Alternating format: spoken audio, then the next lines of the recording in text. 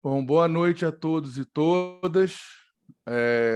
O nosso IBDFAN-DF inaugura um projeto de diálogos com a doutrina e com os tribunais, em que quinzenalmente nós teremos palestras de pessoas de fora do IBDFAN-DF para que possa ter esse intercâmbio entre o IBDFAN-DF, professores, professoras e operadores do direito e operadoras do direito de outros lugares do país e do exterior. Então, é com muita alegria que a nossa bancada virtual está composta pela nossa querida Carolina Sena, que também é da diretoria do IBDFAN-DF, pela nossa querida Micaela Brauna, pela nossa querida Débora Figueiredo, pela Miriam Mendes, que é a nossa vice-presidente do IBDFAN-DF, e por todos vocês que estarão acompanhando conosco esse evento. E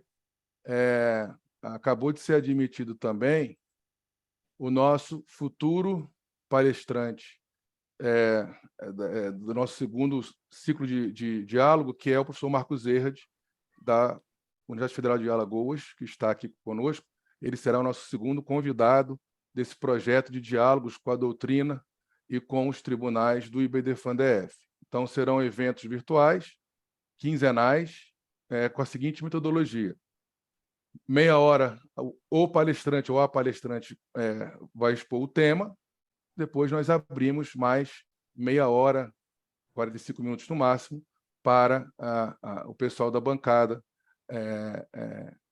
dialogar com a palestrante, né? E se houver perguntas, eu peço que vocês coloquem perguntas aqui no chat para que a palestrante possa responder, tá, pessoal? Então, eu queria, de novo, pedir que o pessoal que não esteja falando feche o microfone, e queria também agradecer de novo o IBDFAN-DF, na pessoa do presidente Leonardo Carvalho, por propiciar que o IBDFAN-DF possa se colocar no cenário brasileiro e estrangeiro de forma com grande protagonismo, já que nunca foi negado nenhum projeto que nós postulamos para o presidente, para a diretoria, e esse é um projeto que nós sempre sonhamos de ter o IBDFAN-DF como protagonista e dialogando com o que há de melhor na literatura jurídica nacional e estrangeira. E para inaugurar esse nosso projeto, eu trouxe uma querida professora e amiga que eu fiz nos meus tempos de doutorado na Federal do Paraná, professora Luciana Berlini, que é, na minha concepção, uma das maiores referências hoje da civilística nacional. Ela é advogada, professora da Universidade Federal de Lavras, professora do IEC da PUC Minas, em Direito Médico, doutora mestre em Direito Privado pela PUC Minas e pós-doutora em Direito pela Universidade Federal do Paraná, sobre a chancela do professor Luiz Edson Fachin, que também foi meu orientador de doutorado. E aí, Lu, com muita alegria que você inaugura esse nosso projeto. Infelizmente, essa pandemia nos impediu de nos vermos com mais frequência, mas que bom que hoje existe tecnologia para que a gente possa nos ver, pelo menos virtualmente. Você sabe o tanto que eu lhe admiro e sabe o tanto que, para mim, você contribui para o direito brasileiro e estrangeiro. Então, Lu, você tem seus 30 minutos. Muito obrigado por aceitar nosso convite prontamente. E, de novo, você inaugura esse nosso projeto de diálogo com a literatura jurídica e com os tribunais. E eu fico muito feliz de você ter prontamente aceitado o nosso convite. E o IBDFAN-DF está de portas abertas para você, a hora que você quiser. Qualquer projeto que você queira fazer conosco, você pode nos trazer. E qualquer fala que você quiser fazer conosco, você também está aberta a propor, para que a gente possa fazer um intercâmbio sério e correto. Até porque nós temos, Lu, várias comissões aqui no IBDFAN-DF de várias temáticas, né?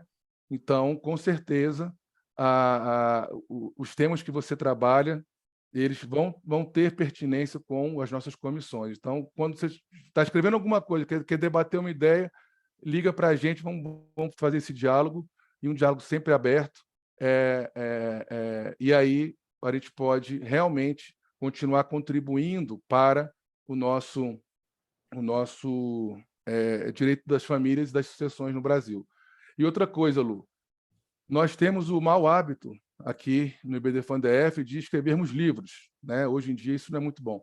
Então, se você tiver essa sua fala por escrito, todo ano nós fazemos uma publicação coletiva dos artigos da comissão e convidamos pessoas de fora do IBDFAN-DF para escrever. Como você está inaugurando esse projeto, se tudo der certo, a gente pode ter um livro só do projeto.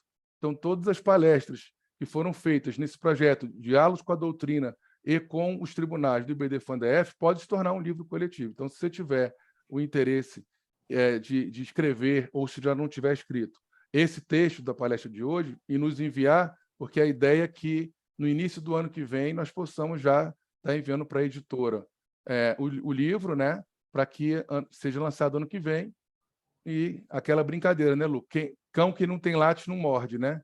Então, a gente bota mais uns pontinhos lá no latte, que é a nossa vida é o lattes hoje, né? Então, Lu, sem mais delongas, queria te agradecer de novo, e que você agora possa nos presentear com a sua fala pelo período de 30 minutos. Depois abrimos para o debate contigo, com o pessoal da bancada, e eu peço ao pessoal que não está oficialmente na bancada para que coloquem as perguntas aqui no chat, para que a gente possa perguntar para a Lu e que ela possa dialogar com vocês. Lu, obrigado de novo. Boa palestra. Boa noite a todas e todos. É para mim motivo de muita alegria poder participar desse projeto, inaugurar esse projeto.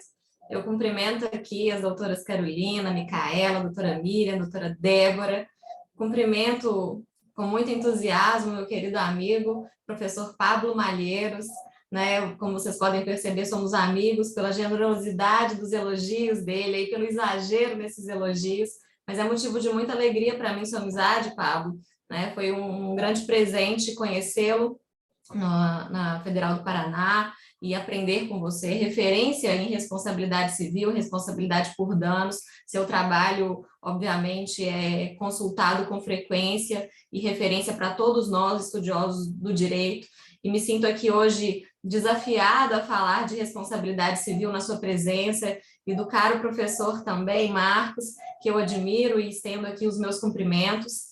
E esse desafio de tratar desse tema de responsabilidade civil aplicado ao estelionato sentimental é uma temática hoje midiática, digamos assim, um tema de grande repercussão, mas por óbvio a gente tem a pretensão aqui, apesar, né, da moda e de toda a repercussão que o tema ganhou, aprofundar e entender juridicamente como que esse tema pode se desdobrar, como que a responsabilidade civil ela vai permear todo esse tema, e mais do que isso, eu trago hoje uma proposta de discussão que vai fugir um pouquinho do que a gente tem visto, né, de publicações e apresentações relacionadas ao tema, então é um desafio que eu também quero enfrentar aqui hoje com vocês. E, Pablo, o convite já está aceito para publicação. Eu estou finalizando, inclusive, né, o artigo sobre essa temática, com essa perspectiva um pouco diferente do que a gente encontra hoje.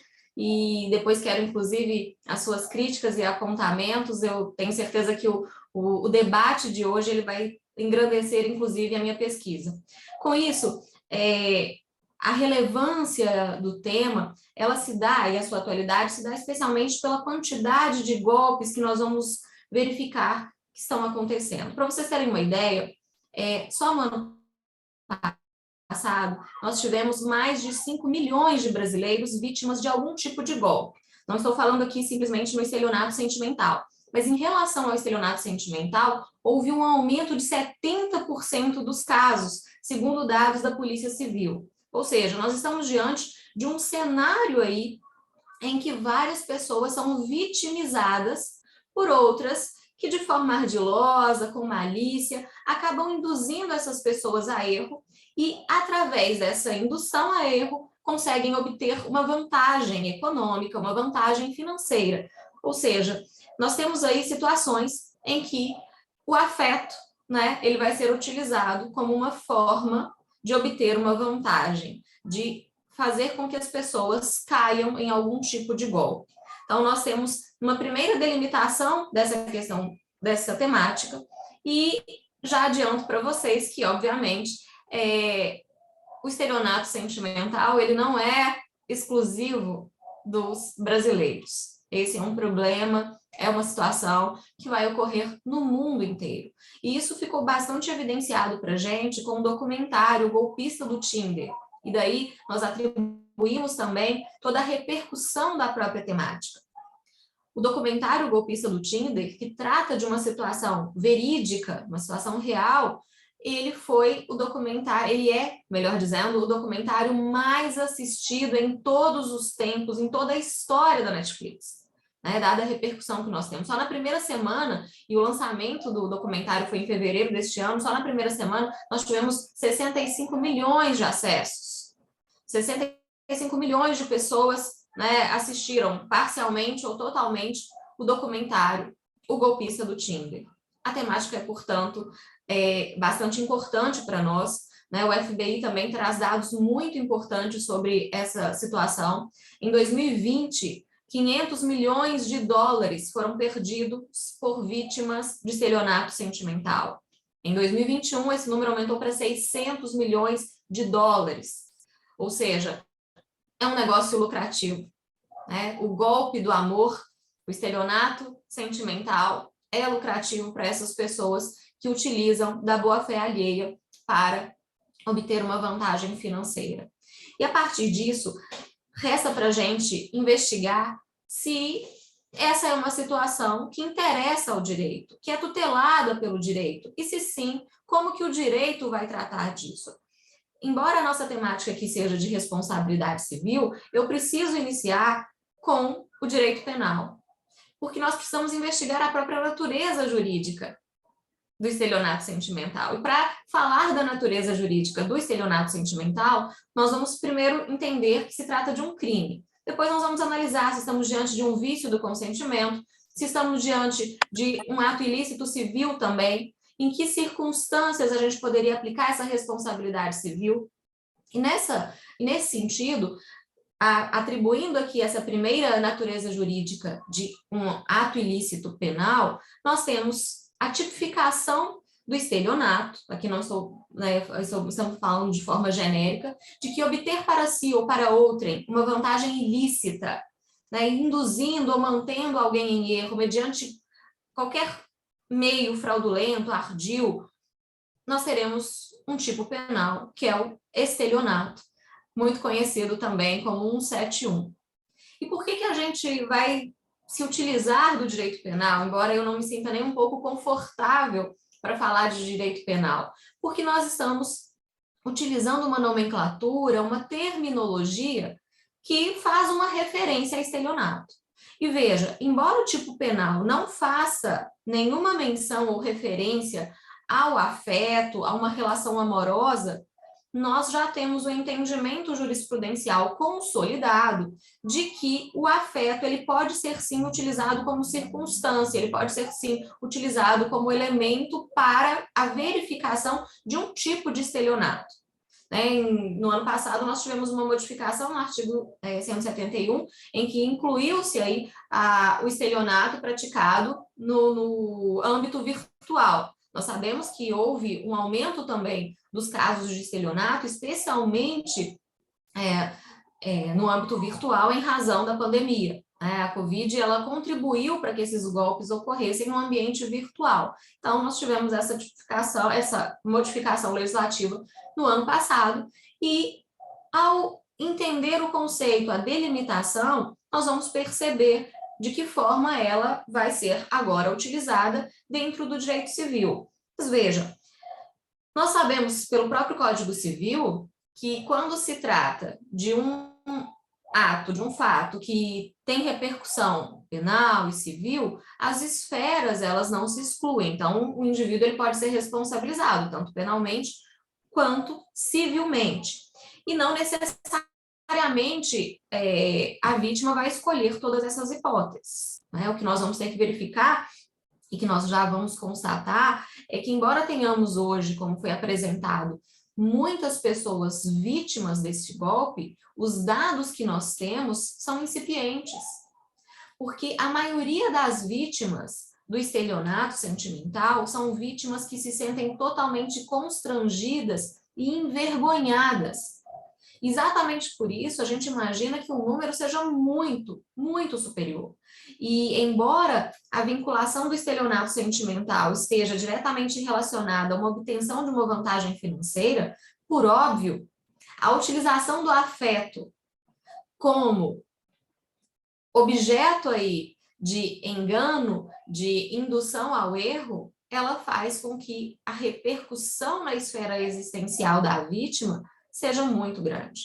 Além disso, para a produção de provas do estelionato sentimental, nós vamos esbarrar em conversas de natureza íntima, na exposição de toda uma construção afetiva, amorosa, sexual, que foi estabelecida mediante fraude, né? O que é muito constrangedor.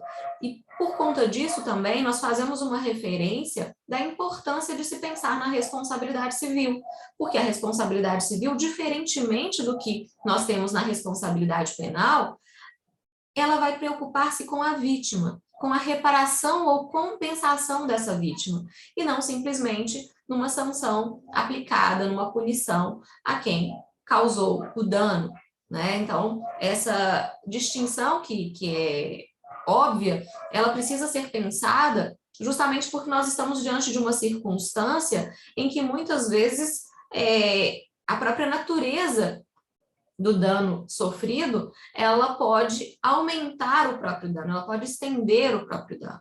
Nós tivemos, no mês passado, preso o senhor Luiz de 57 anos, conhecido como golpista do Tinder carioca.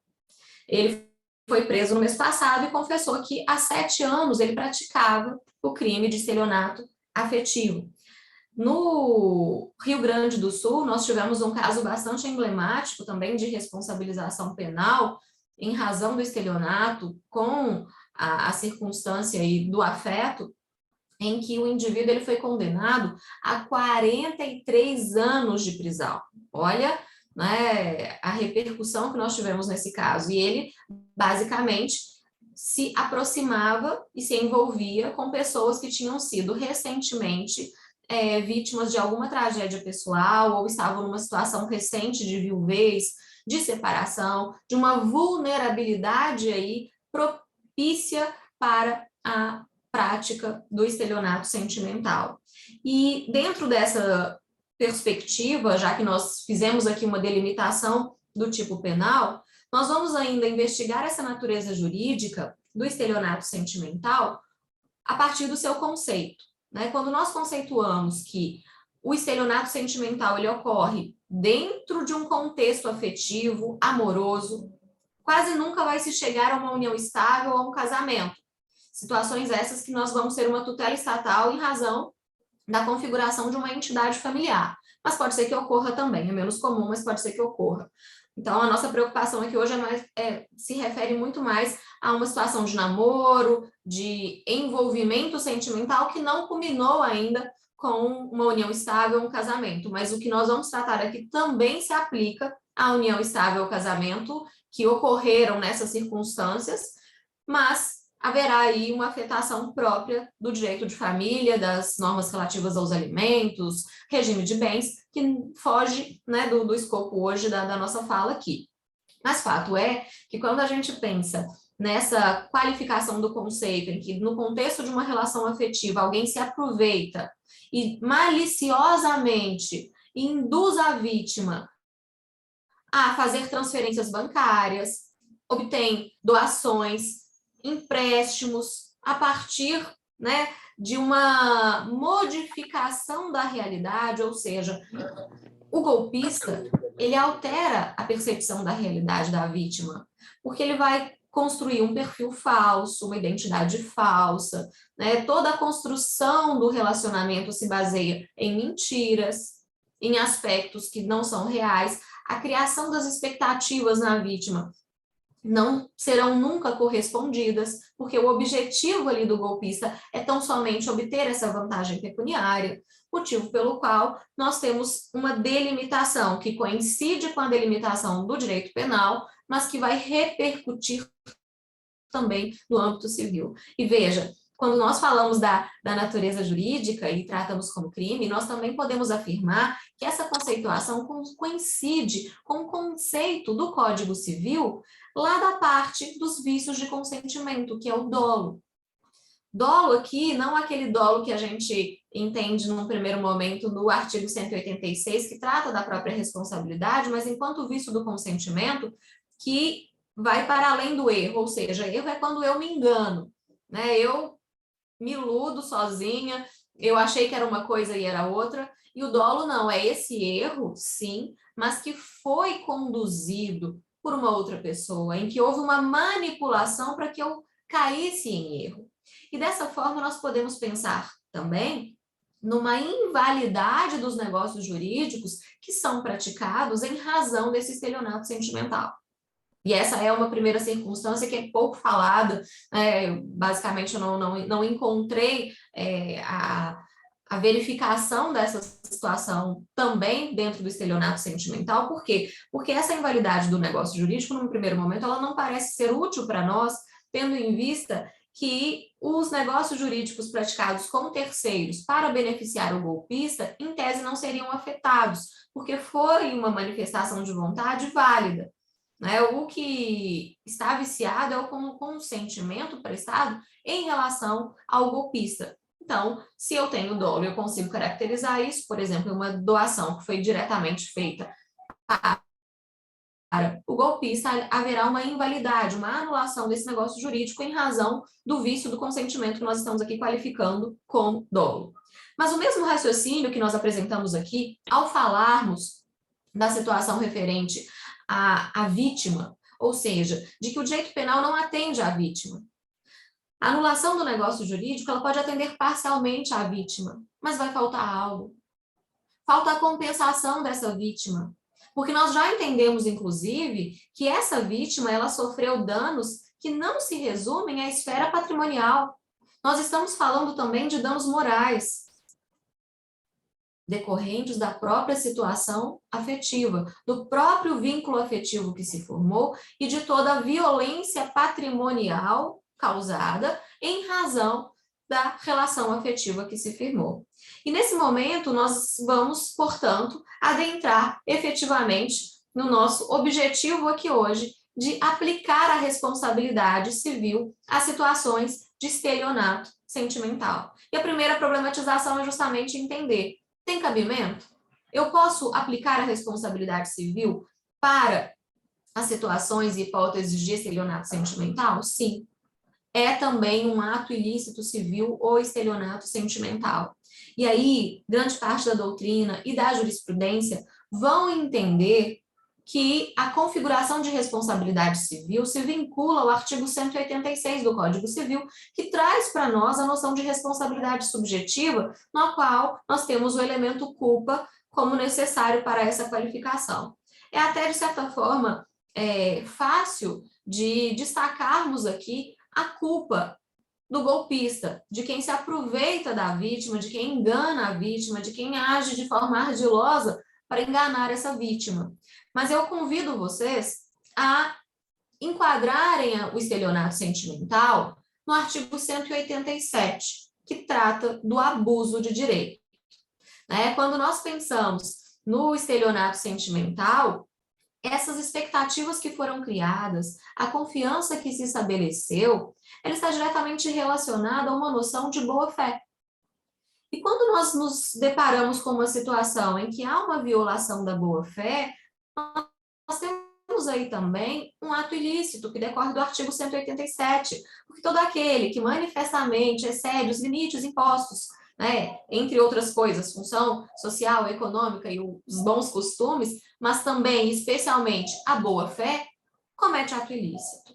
Então, nós vamos tentar entender aqui essa situação de estelionato sentimental como um abuso de direito. Por quê? Porque nós temos um abuso dessa confiança. E embora haja uma resistência ainda, né, de aplicação da boa-fé em situações afetivas, em relacionamentos afetivos, nós precisamos nos desvincular dos óbices que são criados, nós precisamos acabar com essa resistência, porque se é tranquilo para nós aplicarmos a boa-fé objetiva nas relações contratuais, mais fácil deveria ser aplicarmos as relações afetivas. Exatamente porque uma relação amorosa, uma relação afetiva, é uma relação que se pauta por excelência na confiança. E veja, quando nós fizemos a vinculação aqui a um vício de consentimento e basicamente fizemos uma referência ao artigo 145 do Código Civil, que trata da anulação do negócio jurídico por dolo, se formos aprofundar no conceito desse vício de consentimento que é o dolo, nós vamos entender que ele está também diretamente relacionado ao conceito de boa-fé objetiva. Porque aquele que age de forma dolosa está criando expectativas no outro que nunca serão cumpridas.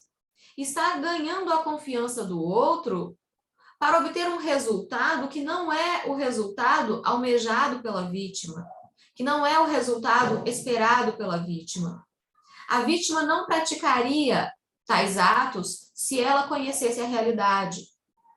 Ou seja, a utilização de uma credibilidade, de uma confiança falsamente construída, gera para nós a configuração do ato ilícito como abuso de direito.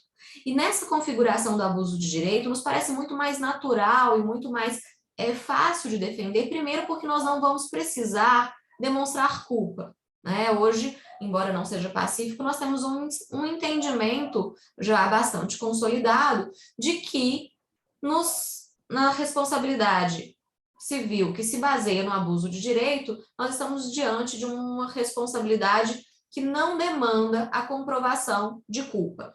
E nessa situação, isso traz para a gente, inclusive, uma referência aqui que ganhou evidência com o próprio documentário do Tinder, porque foi a assustadora manifestação dos espectadores em relação ao documentário. O que aconteceu depois que o documentário foi lançado foi uma enxurrada aí de comentários culpando as vítimas. Nós tivemos muitos comentários responsabilizando as mulheres, chamando-as, para falar o mínimo, de ingênuas, burras e interesseiras. Vimos vários comentários falando que elas mereceram o golpe que sofreram, porque ou eram muito bobas, muito ingênuas, ou estavam pensando em oferir uma vantagem também. Estavam interessadas no dinheiro do golpista. Pois bem, primeiro eu gostaria de fazer uma ressalva em relação a isso, que se refere a uma cultura que nós precisamos rechaçar, que é a cultura de culpar vítimas, especialmente mulheres em contextos de relações sexuais e de relações afetivas, vêm sendo responsabilizadas e culpadas quando, na verdade, são vítimas e deveriam ser protegidas, deveriam ser defendidas e os culpados, os verdadeiros culpados, responsabilizados. Mas feita essa ressalva, importante ressalva aqui, né, da nossa total... É uma situação tão lamentável, né, que acontece ainda hoje, que não deveria existir, nós precisamos enfrentar o tema nesse sentido e enfrentar fazendo uma análise relacionada às excludentes de responsabilidade. Ok, rechaçamos aqui, portanto, esses comentários que são indevidos. Mas numa análise fria e jurídica, será que nós poderíamos pensar em excludentes de responsabilidade? Será que nós poderíamos falar na contribuição da vítima, por exemplo, em uma culpa exclusiva da vítima, um fato exclusivo da vítima, já que fizemos o enquadramento aqui dentro de uma responsabilidade por abuso de direito? Veja, a própria conceituação do estelionato afetivo nos permite retirar a possibilidade de trazer a vítima enquanto culpada para o estelionato sentimental. E por que não é possível defender essa culpa da vítima nesse sentido. Por quê? Porque se nós temos objetivamente considerado uma vantagem econômica que foi trazida, se nós temos uma conduta objetivamente de obter uma vantagem financeira, distorcendo a realidade, violando uma boa-fé objetiva, nós não estamos diante de uma situação em que a vítima pode ser culpada. Ah, mas a vítima realmente foi ingênua, a vítima ela foi boba, ela não deveria ter feito uma transferência. Olha, nesse momento, primeiro a gente tem que afirmar o seguinte: qualquer um está sujeito a cair num determinado tipo de golpe. Todos nós estamos sujeitos, por mais esperto que você se julgue. A segunda situação, e que aqui é diretamente relacionada ao nosso tema, se refere ao envolvimento sentimental. O amor, ele demanda vulnerabilidade. Você não consegue se relacionar de maneira afetiva, pela essência do que o amor nos traz, sem esse salto de confiança, sem criar expectativas. Se você se relaciona sentimentalmente, sem criar expectativas, sem se envolver, sem confiar, talvez não seja para você uma relação afetiva. Exatamente por isso, a questão da culpa, ela precisa ser retirada e rechaçada da discussão relacionada ao estelionato sentimental. E, objetivamente, nós vamos ter um prejuízo financeiro oriundo das práticas ardilosas e fraudulentas que vai nos permitir fazer um enquadramento enquanto ilícito civil pela própria violação de boa-fé objetiva, motivo pelo qual nós estamos aqui trazendo e retirando essa noção de excludente de responsabilidade baseada num fato exclusivo da vítima. Mas será que há um nexo de causalidade? Será que nós podemos pensar numa vinculação do dano sofrido com a conduta do golpista? Também nos parece um enquadramento possível. E para aprofundarmos ainda, quando a gente analisa a nossa jurisprudência e a jurisprudência estrangeira, nós vamos verificar que quase sempre a defesa que se apresenta é que no contexto de relações afetivas é normal apoiar financeiramente o outro. E que presentear, por exemplo, ou receber presente não pode ser considerado um ilícito. Mas nós estamos falando aqui não de atos de liberalidade, de doação, de empréstimo, de apoio mútuo, que decorrem de algo em que você tem vontade de fazer, algo que você decide fazer, que você manifesta a vontade de fazer, considerando a realidade. Você o faz enquanto vítima porque você foi enganado. Você só faz porque você desconhecia a realidade em razão de circunstâncias que foram apresentadas para você e que nunca existiram. Então, nesse sentido, nós vamos descartar também essa defesa ou essa argumentação que fala de que o apoio financeiro ele é inerente a uma relação afetiva, porque nós estamos falando de coisas distintas, nós não vamos confundir uma coisa com a outra. E nesse aspecto, nós vamos pensar na responsabilidade civil, e aqui já rumando para o fim, né, em razão do nosso tempo, mas vamos abrir para os debates, pensando que essa responsabilização ela vai abarcar danos materiais, mas também danos morais. E no que tange aos danos morais, nós vamos pensar na produção de provas, que essa produção de provas dos danos morais ela pode ser considerada como danos in re ipsa, na presunção desses danos morais. E qual que é o fundamento jurídico que eu apresento aqui? Primeiro, de que quando há violência patrimonial decorrente de uma situação que vai recair na Lei Maria da Penha, nós temos já um entendimento consolidado de que esse dano moral ele é presumido. Ah, Luciana, mas homens também são vítimas de estelionato sentimental. Sim, são. E qual que é a referência que a gente pode fazer? Se o STJ considera que um relacionamento abusivo, ele por si só já traz essa presunção de dano moral, isso também deve ser aplicado aos homens que são vítimas deste tipo de golpe. Então, nós temos essa configuração. A segunda questão ainda relacionada a essa situação de probatória e processual se refere também a uma circunstância que talvez os advogados possam deixar as vítimas de maneira mais confortável, que seria com o sigilo processual, né? De forma que não haveria aí uma exposição dessas vítimas, porque o que nós temos visto é que as vítimas de estelionato sentimental que denunciam, que responsabilizam os golpistas, elas acabam sendo expostas até pela mídia, dentro de situações vexatórias, e, por conta disso, a questão do sigilo deve ser pensada para a proteção dessas vítimas, né? E nós não podemos pensar numa defesa ou numa argumentação que perpasse por orientar as pessoas a não se relacionarem afetivamente.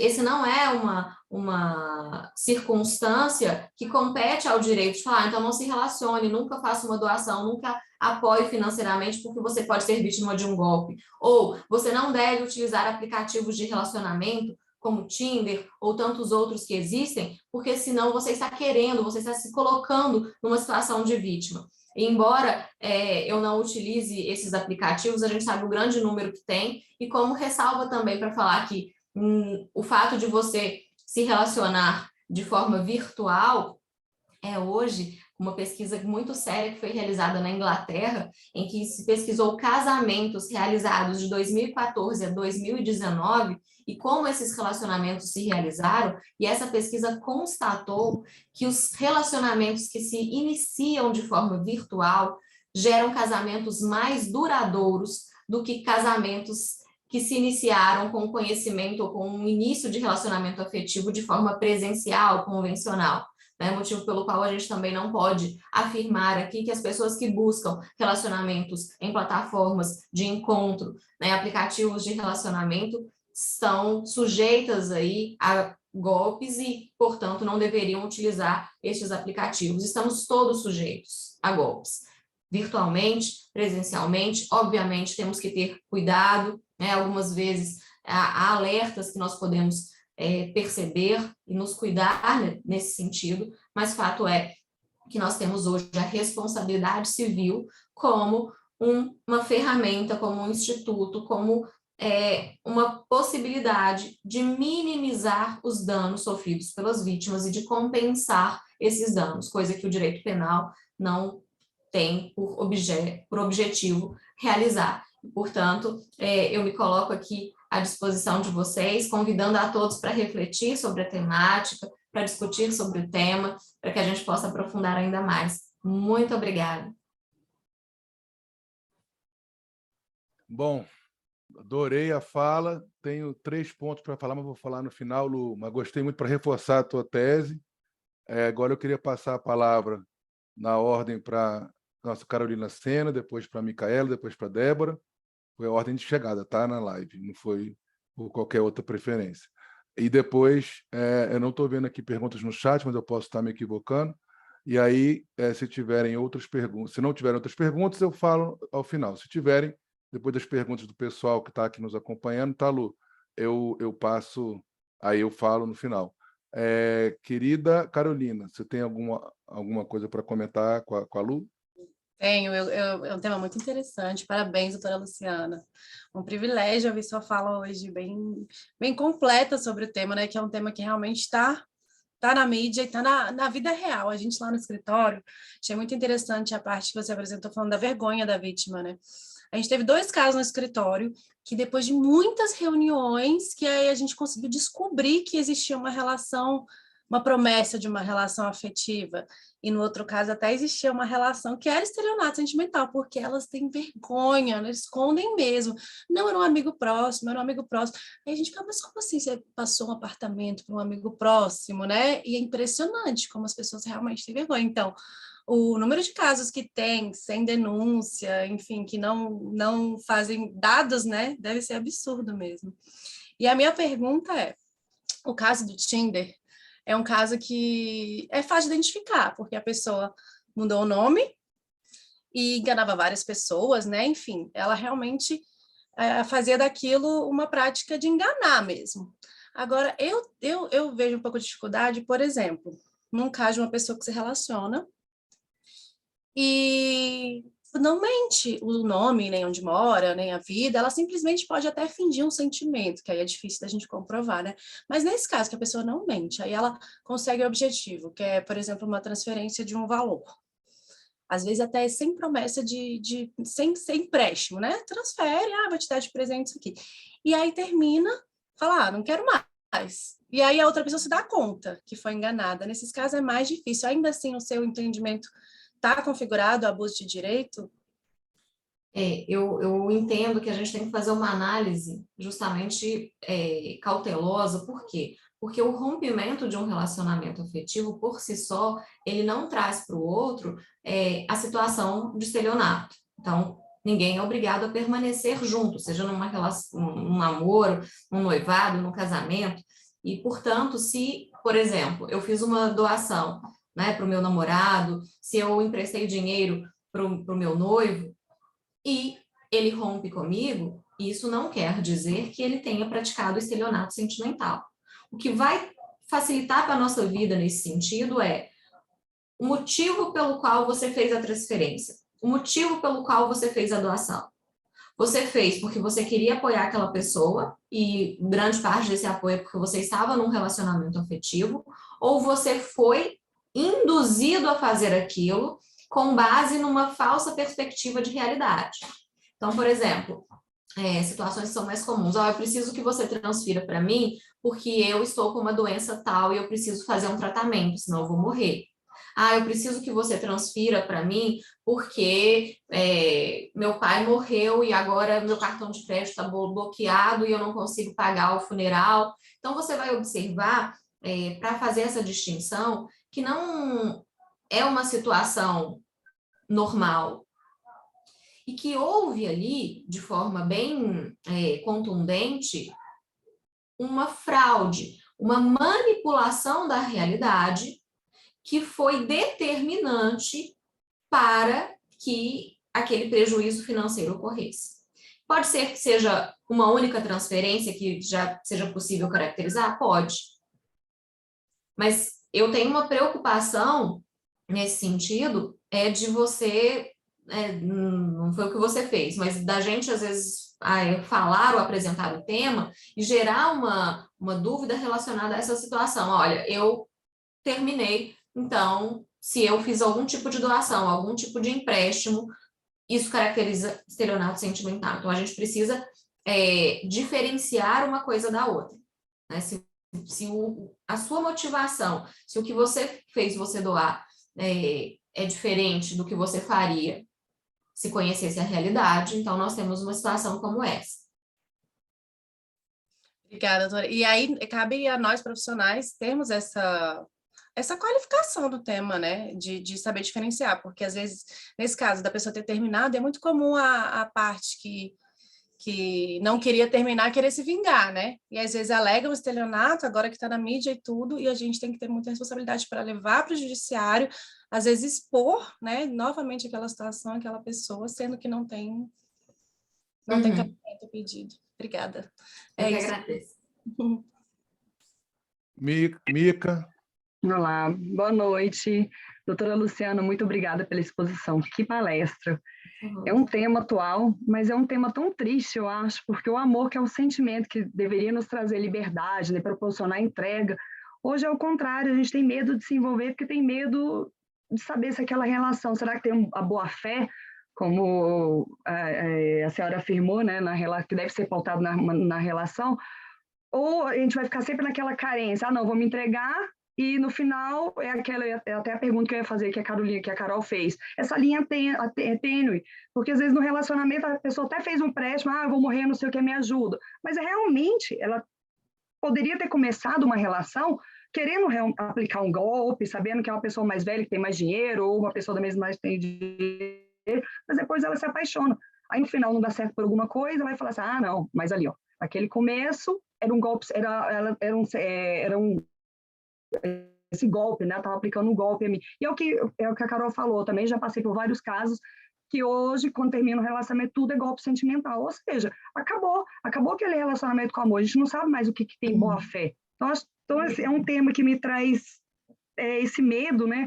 Então a gente não saber qual quando é que haverá boa-fé agora nos relacionamentos? Qualquer relacionamento agora corre risco de, no final das contas, a pessoa entrar com danos morais ou material querendo a devolução daquele apartamento porque eu fui enganado.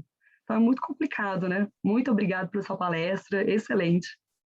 Eu que agradeço, doutora Micaela. É realmente uma angústia que nós temos ao enfrentar esse tema, porque quando nós estamos dentro de um relacionamento afetivo, e a nossa defesa é sempre pela liberdade, né? Liberdade de se relacionar, liberdade de construir entidades familiares, de manifestar os nossos afetos, nós sabemos também que quanto mais nós aumentamos esse espectro de liberdade, maior é a responsabilidade, né? Porque nós temos mais liberdade, nós também nos tornamos mais responsáveis. Isso significa dizer, dentro do nosso contexto aqui de estelionato sentimental, que nós temos uma responsabilidade pelo outro.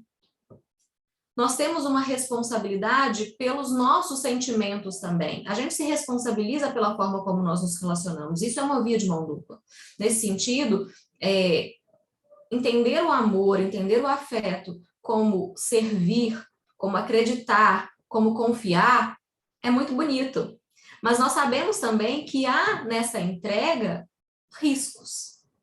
E talvez o próprio risco seja algo que muitas vezes, e aí por questões psicológicas e filosóficas que nós não vamos adentrar, aumente inclusive o nosso grau de enamoramento muitas das vezes, a nossa cegueira muitas vezes, né? Aquilo que nós não queremos enxergar. E nesse sentido, nós não precisamos, né, como eu disse no início, negar ao outro a possibilidade de se relacionar. Mas nós precisamos ter responsabilidade nessa entrega, responsabilidade nas expectativas que criamos, naquilo que fazemos, mas que essa responsabilidade, ela não também fundamento para que se justifique como uma excludente da responsabilidade do outro. Porque se eu me responsabilizo pelo meu afeto, pela forma como eu conduzo uma relação, o outro também precisa se responsabilizar. E quando dentro dos aspectos contratuais a gente analisa, por exemplo, a boa-fé objetiva e um dos seus desdobramentos é o dever de cooperação, né? Temos, por exemplo, o Dare to Mitigate the Loss, nós vamos pensar aí que um tem que cooperar com o outro, e dentro dessa cooperação nós poderíamos pensar nessas questões financeiras, mas esse apoio financeiro, ele não pode estar reduzido a algo que foi ocasionado por uma expectativa criada de forma indevida, por uma violação dessa confiança, dessa transparência. E quando a doutora nos apresenta uma hipótese em que houve, por exemplo, uma doação de um apartamento, né? Se doou um apartamento e depois o relacionamento acabou, você teria feito a doação de um apartamento para aquela pessoa se ela continuasse com você? Talvez então não seja estelionato sentimental. Agora, você faria doação para essa pessoa porque descobriu que o motivo pelo qual você transferiu o apartamento para ela não existe? Ou seja, você fez essa transferência porque ela falou para você que estava estabelecendo, por exemplo, um contrato em que precisava ter um imóvel no nome dela para ela conseguir fazer uma locação, suponhamos. Então, eu entendo, é muito difícil, tá? Eu não tenho todas as respostas, mas me parece que essa verificação da realidade e dessa indução ao erro que nós trouxemos aqui como um vício do consentimento nos auxilia de certa forma, a delimitar melhor a diferenciação de uma coisa para outra. Mas eu te agradeço a pergunta e o carinho aí da manifestação. Obrigada. Boa noite, doutora Luciana. Vou repetir o que a Mica e a Carol falaram, realmente foi muito esclarecedora a sua fala. E até, assim, a senhora comentou do golpista do Tinder, e aqui recentemente, a senhora deve ter visto também, a gente tem um caso do falso PM, que no DF ficou super divulgado, porque mulheres foram descobrindo que várias tinham sido vítimas dele, né? Então, infelizmente, é muito comum, e eu acho que talvez o maior medo das pessoas de contar é justamente serem constrangidas, né? Acho que essa humilhação que você passa, por conta de tantos golpes, a gente se sente constrangido, então quando ainda os valores são mais altos, ou quando as histórias são, digamos, mal contadas, entre aspas, porque quem está ali, né, no relacionamento não percebe isso. Então fica bem complicado. E até fugindo um pouco mais da questão civil, talvez então avaliar a culpa ou não da vítima só quando for para o aspecto penal, de repente pensar ali no comportamento da vítima para pensar numa pena para essa pessoa. Mas a minha dúvida até era qual que é a percepção da senhora, porque a senhora comentou ainda assim, se de repente emprestasse um dinheiro para um amigo, porque a gente também vê alguns golpes nesse sentido de pessoas que falam que têm um câncer, eu lembro deles que também ficou famoso ano passado, eles fazem uma vaquinha virtual. Se então esse estelionato sentimental, a gente poderia também, com um contexto, né, probatório, farto, para demonstrar, poderia extrapolar um pouco ali da relação amorosa, mas também de uma relação afetiva entre amigos. Sim, obrigada, Débora, pelas suas perguntas e colocações. Você me lembrou do caso que, de certa forma, deu nome, né, ao estelionato sentimental, que foi em Brasília, na 7ª Vara Civil, né, o primeiro caso conhecido que nós temos e que trouxe essa nomenclatura foi da 7ª Vara Civil aí de vocês, e nela nós tivemos uma condenação de mais de R$100 mil, tendo em vista que houve transferências, empréstimos, utilização de cartão de crédito, né, num montante bem alto, mas há uma certa resistência ainda em relação aos danos morais. Quando a gente pensa nessa situação, Débora, eu penso que nós vamos ter que fazer uma verificação que ela não precisa esbarrar no afeto, numa relação sentimental, ela não precisa esbarrar num relacionamento amoroso. Por quê? Porque o estelionato, os golpes, eles podem ser utilizados, né, independentemente dessas circunstâncias. E isso vai gerar responsabilidade civil, nós vamos ter a verificação dos aspectos. Como a nossa temática aqui é uma temática de estelionato sentimental, a gente fez todo o enquadramento com base no que é utilizado normalmente para gerar essa vulnerabilidade na vítima e obter essa vantagem. Mas muitas vezes, os idosos, por exemplo, eles são frequentemente vítimas, porque estão numa situação de vulnerabilidade, às vezes até tecnológica, que eles não entendem, né? Clica aqui porque você precisa clicar nesse link para acontecer isso. Você precisa entregar a sua senha e o seu cartão de crédito, porque nós vamos passar aí na sua casa para levar o seu cartão de crédito para a polícia, para a gente fazer um boletim de ocorrência, né? Que em Belo Horizonte nós tivemos aí inúmeros casos em que o indivíduo ele entrega o cartão de crédito, entrega a senha por conta de uma situação como essa. Mas o que você vai perceber é que, independentemente de ser uma relação afetiva, e pode ser de amigos, pode ser de parentes, pode ser de uma relação amorosa, nós vamos ter alguém enganando, alguém se utilizando de dolo para fazer com que a outra pessoa tenha uma crença equivocada, uma confiança equivocada, que vai desencadear essa situação. Então, mesmo o raciocínio que a gente travou aqui para relações de cunho sentimental, elas podem ser, sim, pensadas nessa esfera. O que vai diferenciar muitas das vezes, e é uma diferença bastante importante para a gente, é o enquadramento do dano moral. Porque quando você tem uma relação afetiva, não estou falando que sofrer um golpe financeiro não possa desencadear danos morais, mas quando você tem um relacionamento afetivo com o indivíduo, isso agrava. Isso traz uma repercussão relacionada a uma afetação e uma violação da sua dignidade que não necessariamente nós vamos conseguir verificar numa relação em que você não tem esse aspecto sentimental. Então, a repercussão e a própria extensão de um dano moral, eu entendo que vai fazer bastante diferença nessas hipóteses. Tá ótimo, muito obrigada, doutora. Eu que agradeço. Bom, Lu, nós temos 2 perguntas aqui no chat. Primeiro, do professor Marcos Erdes, lhe parabenizando pela palestra.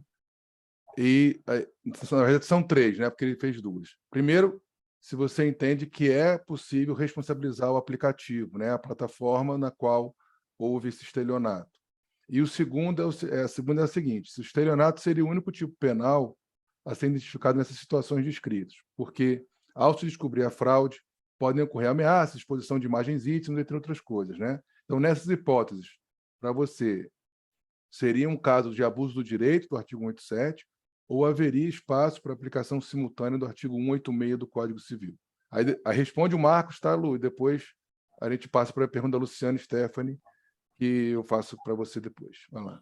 Obrigada pela pergunta também. Em relação às plataformas, nós temos o entendimento de que elas não são responsáveis. Elas não são responsáveis pelas informações que são prestadas dentro da plataforma e muito menos pela conduta dos usuários fora da plataforma.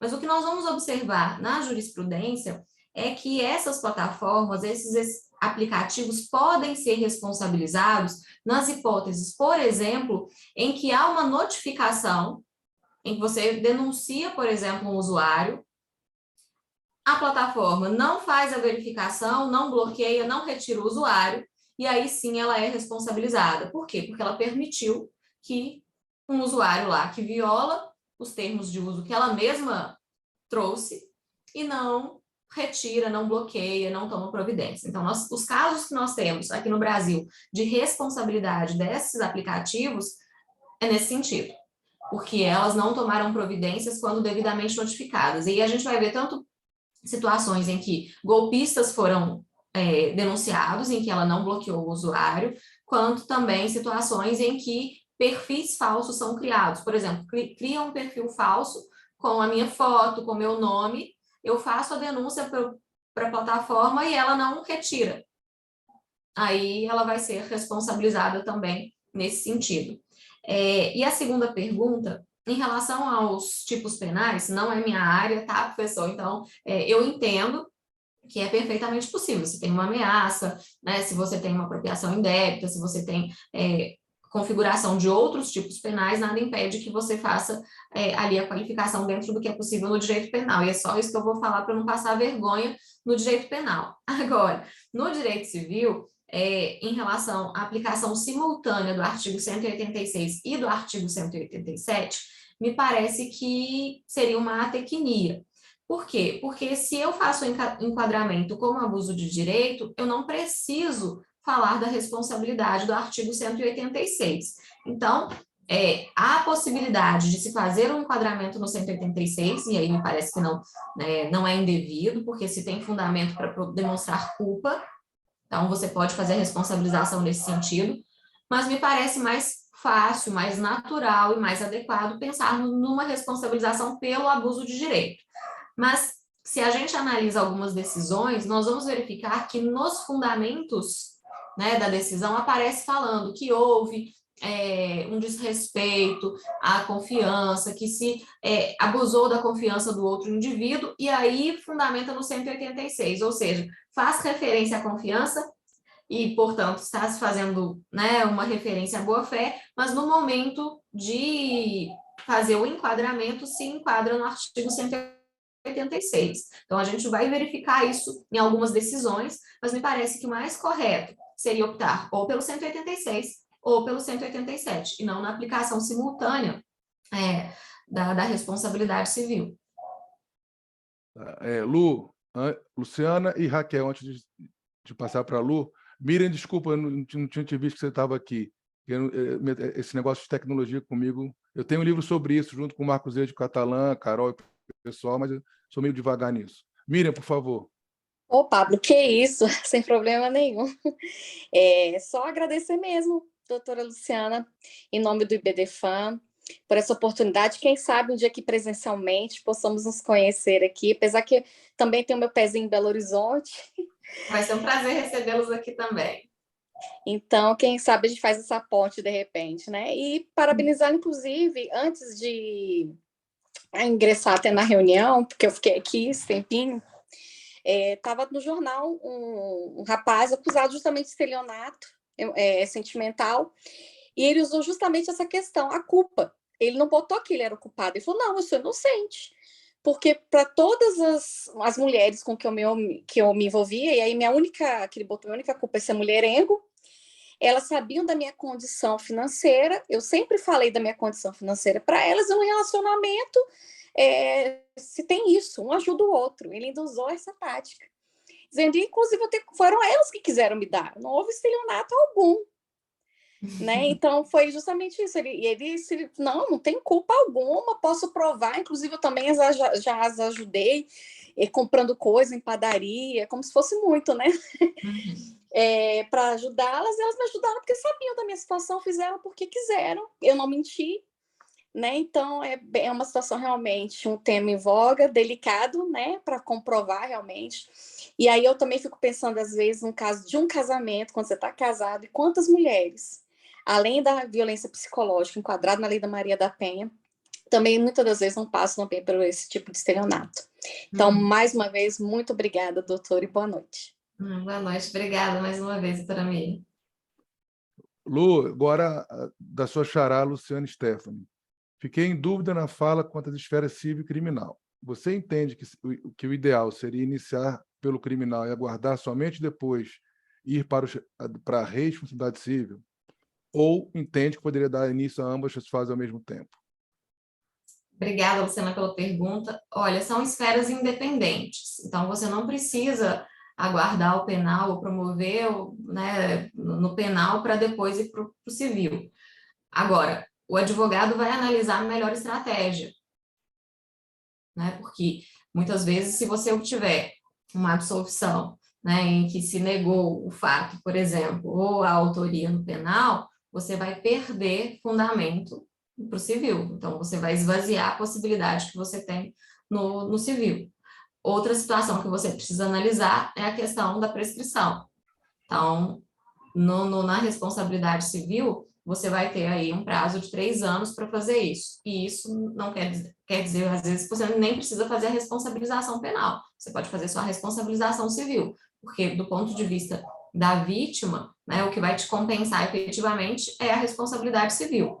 Agora, a gente sabe também que a impunidade dessas pessoas pode gerar novas vítimas, né? Então, é uma circunstância aí que tem que se analisar, mas você pode escolher uma ou outra, as duas, de forma concomitante ou não, é possível, né? Com as ressalvas que nós fizemos, que estão previstas no artigo 935 do Código Civil. Lu, agora Raquel. Na esfera criminal, qual é a delegacia competente? A violência doméstica ou, se for o caso, né, que se for a mulher que sofreu a vítima, né, seria a delegacia da mulher? Pode sim, porque o estelionato sentimental ele vai caracterizar violência patrimonial, que entra também na Lei Maria da Penha. Então, nós temos essa circunstância, sim. Ótimo. Bom, Lu, então, assim, seu tema espetacular, e eu queria trazer algumas reflexões que eu tive, até de um diálogo que eu estou travando aqui com o Marcos Erhard no WhatsApp, a partir da sua fala, né? Primeiro, da importância do que você falou, é que a gente saber que os contratos podem ter questões relacionadas não patrimoniais. Então, se a ideia de contrato, antigamente, era uma ideia de relação jurídica, um negócio jurídico bilateral ou plurilateral, para criar, modificar ou extinguir uma relação jurídica patrimonial, hoje nós podemos enquadrar dentro de um contrato questões existenciais. Então, nessa perspectiva, se eu estou certo, né, a gente pode entender, por exemplo, que casamento é contrato. Pode entender que união estável é um contrato. Pode entender que união poliafetiva é um contrato. Então, nessa perspectiva, eu acho que, já que o Código Civil, e a relação aqui é civil, né? Não é de consumo, entre do casal, né? Da vítima e do estelionatário ou estelionatário. Então, se o Código Civil ainda divide a responsabilidade em negocial e extranegocial, do qual eu acho que não faz sentido mais, e o Código de Defesa do Consumidor está certo, mas ele divide, ponto. O 187 é aplicável para tanto relação negocial quanto extranegocial. Então, esse ponto Se a gente enquadrar como abuso do direito, não tem o que discutir. Mas, se é negócio jurídico, e você até falou do dolo, Lu, talvez a gente pudesse pensar na responsabilidade negocial e aí enquadrar nos artigos 389 para frente, né, do Código Civil. Então, esse seria um primeiro ponto. Segundo ponto que eu acho importante no que você falou é que você usou a boa-fé objetiva como fundamento para a responsabilização. Aí nesse caso, você já conhece, mas estou indicando para o pessoal aqui, o livro do professor Marcos Erhard, que é justamente a tese dele de doutorado sobre boa-fé nas relações privadas, em que ele discute essa questão da confiança, a questão dessa dicotomia negocial e extranegocial, se faz sentido ou não. Então, o que acontece? Se a responsabilidade deriva da boa-fé objetiva, eu violei a boa-fé objetiva e cometi estelionato com a professora Luciana no nosso relacionamento, então, neste caso, eu não poderia enquadrar num 186, porque a responsabilidade é negocial, já que tem a dicotomia. Então, eu não falaria de culpa. Por isso que eu tenho dificuldade, Lu, aqui de entender como é que pode eu trabalhar com critério de imputação subjetivo, analisando culpa ou dolo, em casos de violação à boa-fé objetiva, em que o comportamento é desleal, desonesto ou improbo. Então, neste caso, eu não falaria de culpa. Você sabe que, para mim, a culpa morreu. O Catalã tem razão. Então, se a relação é negocial e a culpa morreu, eu não precisaria falar de culpa. Eu poderia aplicar o 389, eu poderia aplicar o 402, poderia aplicar o 403, 404 do Código Civil, né, Carol? Sem discutir culpa. Então, seria uma responsabilidade pelo critério de imputação objetivo. E aí eu poderia se enquadrar como abuso do direito, sim, o critério de imputação mantém esse objetivo e aplicaria o 187 junto com os artigos da responsabilidade contratual. Aí que vem um ponto.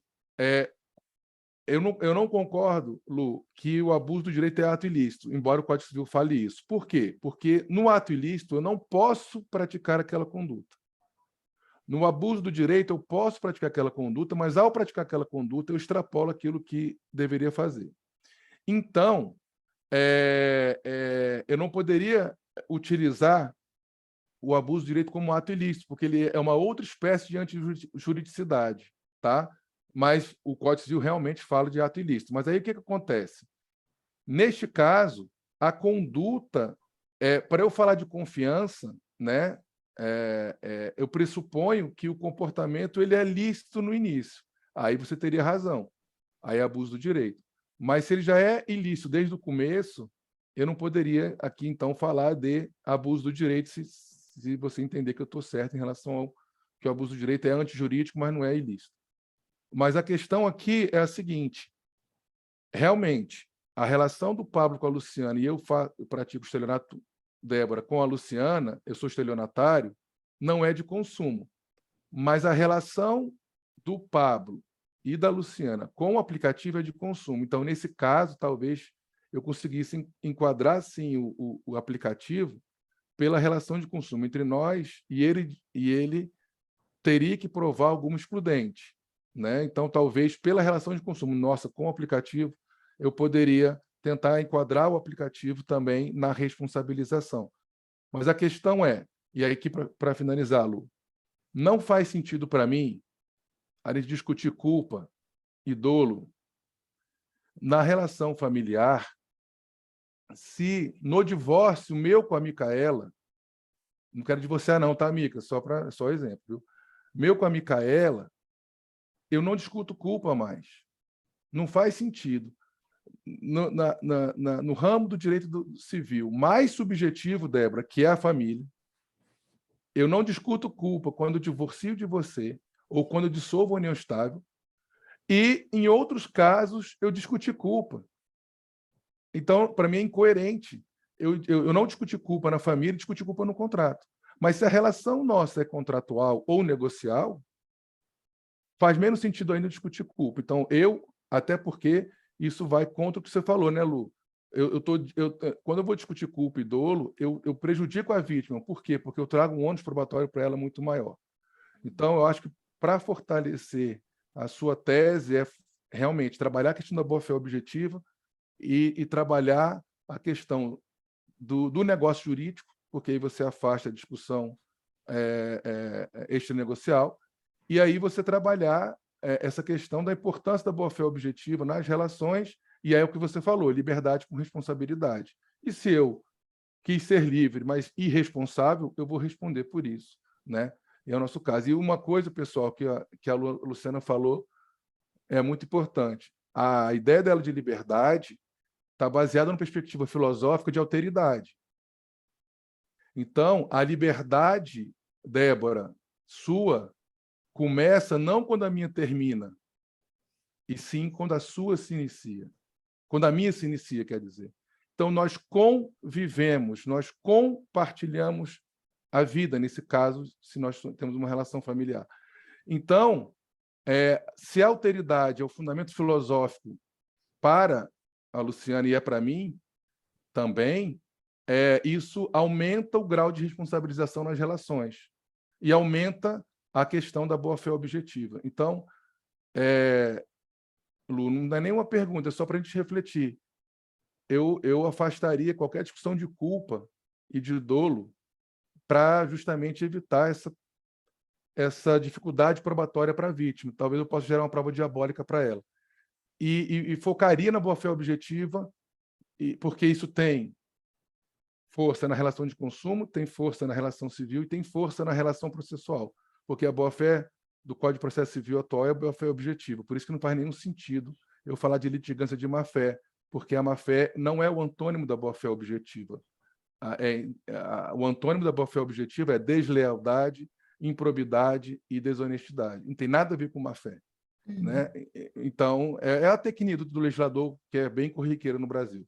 Então, Lu, eu queria te agradecer penhoradamente pela fala. Já lhe mandamos o certificado, nós não estamos em mora. Você já está com o certificado no seu WhatsApp.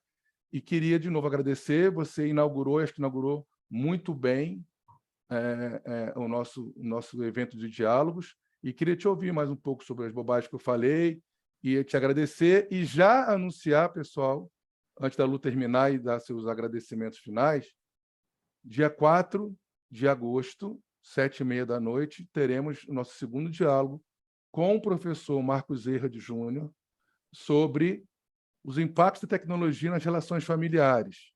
E aí ele vai falar sobre os bolsware, sobre aplicativos para casais separados, monitoramento, privacidade de filhos, prova eletrônica e tantos outros temas que envolvem esse grande tema que ele vai falar. Então, dia 4 de agosto, 19h30, todo mundo está convidado e convidada a participar.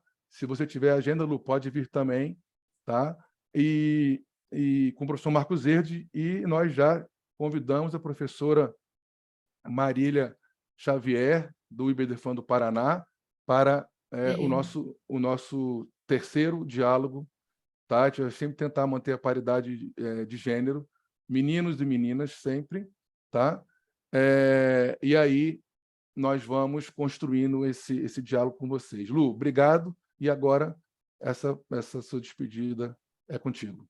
Rapidinho, Pablo, eu concordo com você. Talvez eu não tenha talvez eu não tenha sido tão clara quando eu falei a questão do dolo. A minha referência era para justificar a própria boa-fé. Né? Quando a gente fala do abuso de direito, a ideia é justamente desvincular de culpa e dolo. Embora eu acredite que seja possível enquadrar no 186, a minha defesa aqui é para a gente correr disso, para a gente evitar esse tipo de situação. E a referência aos negócios jurídicos que se estabelecem que poderão ser anulados é em decorrência dessa situação de dolo. E quando o Código Civil e a doutrina conceituam esse dolo como vício de consentimento, ao que me parece, ela traz mais fundamento para a gente entender a própria noção de boa-fé objetiva, de violação de uma boa-fé objetiva. Então, foi basicamente nesse sentido, mas eu concordo plenamente, Pablo, com todas as suas considerações, como sempre, para mim é um grande aprendizado. E em relação à plataforma, eu preciso pesquisar mais, mas me parece que a defesa que eles vão fazer, mesmo sendo relação de consumo é, de fato, exclusivo de terceiro.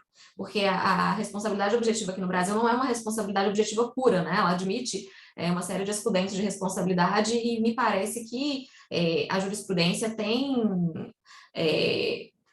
aceitado aí esse fato exclusivo de terceiro, que seria o usuário golpista, né, o estelionatário, portanto, não haveria essa responsabilização das plataformas. Mas eu acho que quando a gente analisa o caso concreto, as circunstâncias, o que foi feito, se não houve um mínimo de verificação dos cumprimentos dos próprios termos pela plataforma que aceitou determinadas condutas lá dentro, a gente poderia, sim, pensar melhor numa responsabilização. Eu acredito que tenha fundamento para situações e responsabilizações aí que talvez eu não tenha pensado, mas que seja possível. Eu vou participar da próxima e das outras, Marília, o professor Marcos, são pessoas que eu admiro muito, tenho certeza que vai ser uma grande oportunidade de aprendizado e, portanto, eu agradeço mais uma vez a generosidade de vocês, o aprendizado que foi aqui proposto, as discussões, e peço desculpas por, eventualmente, expectativas que eu não correspondi. Então, muito obrigada a todos vocês.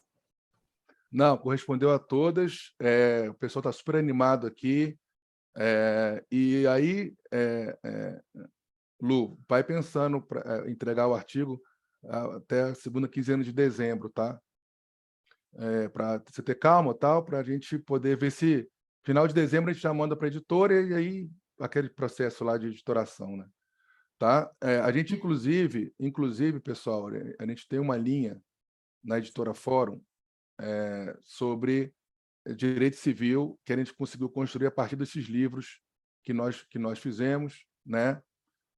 Então, a gente já publicou um primeiro livro sobre direito civil,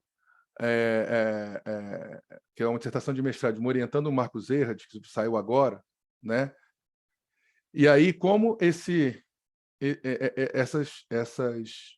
fala da professora Luciana e a do professor Marcos Erhard vão nessa linha de tecnologia e família, né, relações familiares e tal, se de repente os temas focarem nessa